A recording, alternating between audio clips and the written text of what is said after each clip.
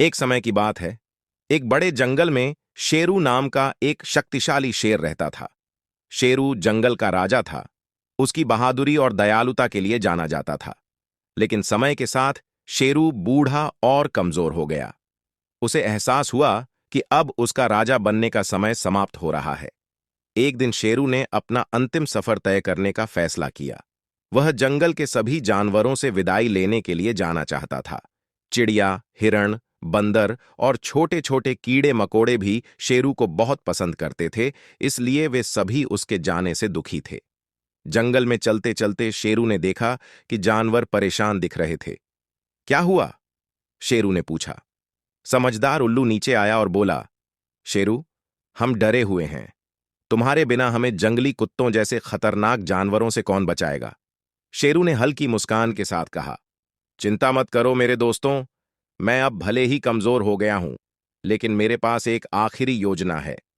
शेरू ने सभी जानवरों को बड़े बरगद के पेड़ के नीचे एक बैठक के लिए बुलाया।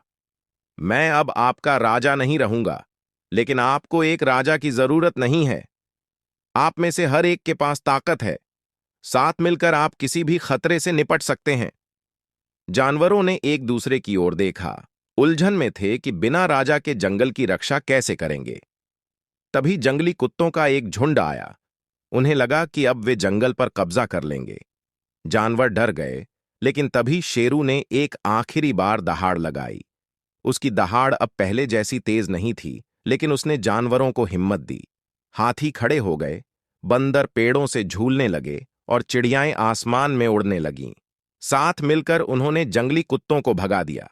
जानवरों को एहसास हुआ कि एकजुट होकर वे बहुत ताकतवर हैं।